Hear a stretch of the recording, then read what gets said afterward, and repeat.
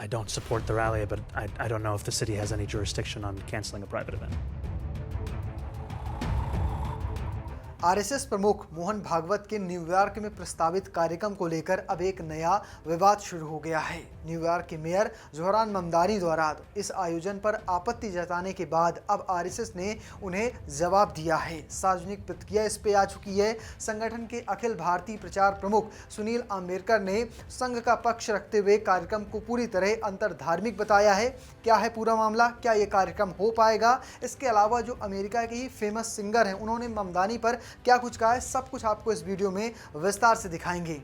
सुनील आम्बेडकर ने social media post के जरिए ये स्पष्ट किया है कि न्यूयॉर्क में होने जा रहा यूनिवर्सल ऑनेस्ट सेलिब्रेशन किसी राजनीतिक मकसद से नहीं, बल्कि अलग अलग धर्मों, संस्कृतियों और समुदायों के लोगों के बीच संवाद स्थापित करने के इरादे से आयोजित किया जा रहा है। इस दौरान डॉक्टर मोहन भागवत अलग अलग पृष्ठभूमि के लोगों से मुलाकात करेंगे और संवाद में हिस्सा लेंगे। आम्बेडकर ने इसे भारतीय परंपरा की उस मूल भावना से जोड़ा जो सबको साथ लेकर और सबका स्वागत करने में विश्वास रखती है। उन्होंने ये भी लिखा कि विभिन्न समुदायों के साथ संवाद करना आरएसएस के लिए कोई नई बात नहीं है, बल्कि ये संगठन की काफ़ी पुरानी कार्यशैली का हिस्सा रहा है।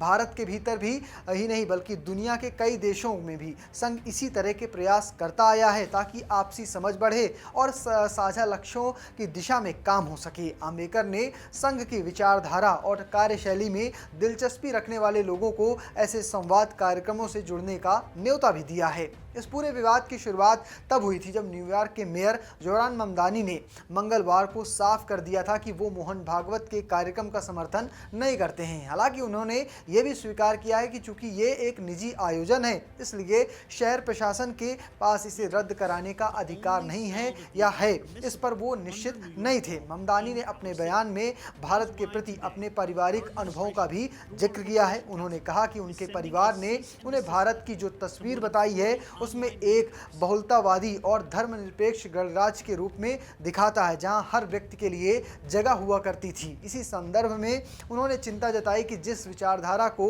वो बहिष्कारी मानते हैं उसका प्रभाव बढ़ता दिखाई दे रहा है और ये प्रवृत्ति उन्हें असहज करती है। ममदानी के बयान के बाद भारत में भी इसकी प्रतिक्रिया देखने को मिली है। तो ममदानी को आप क्या उम्मीद करते हैं?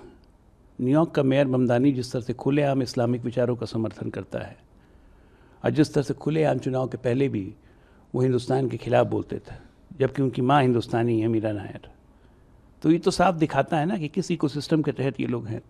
तो वो मोहन भागवत जी का समर्थन कभी करेंगे, लेकिन उनके विरोध करने से क्या हो जाएगा? 120 करोड़ हिंदुओं के प्रतिनिधि हैं मोहन भागवत। छिटपुट अचिलगोजे लोग विरोध करके कुछ नहीं कर पाएंगे।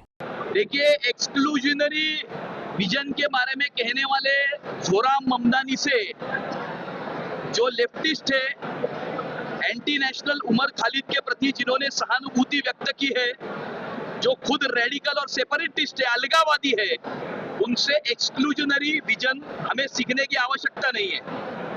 और जोहरान ममदानी को उस संगठन के बारे में समझने के लिए उनकी पूरी जिंदगी निकल जाएगी।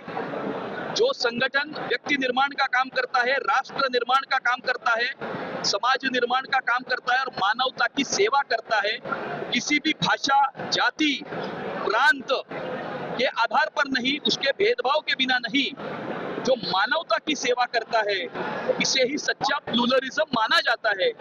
जोहरान ममदानी का प्लूरलिज्म ये लेफ्टिस्ट है, डिवाइसिव है, सेपरेटिस्ट है, अलगावादी है और एक प्रकार के राजनीतिक विचार के प्रति बायस्ड है। वहीं अमेरिकी सिंगर और एक्ट्रेस मैरी मिलबेन ने ममदानी और मोहन भागवत के कार्यक्रम का विरोध करने वाले आलोचकों पर तीखा हमला बोला है। मिलबेन ने सोशल मीडिया प्लेटफॉर्म एक्स पर पोस्ट लिखते हुए कहा कि ममदानी और उनके जैसे समाजवादी लोग इस कार्यक्रम का विरोध केवल इसलिए कर रहे हैं क्योंकि वो प्रधानमंत्री नरेंद्र मोदी और भारतीय जनता पार्टी के विरोधी हैं। उन्होंने आगे कहा कि चूंकि ये लोग समाजवादी विचारधारा में विश्वास रखते हैं, इसलिए वो पूंजीवाद की बुनियादी समझ नहीं रखते हैं। कार्यक्रम की जानकारी पर बात कर लेते हैं।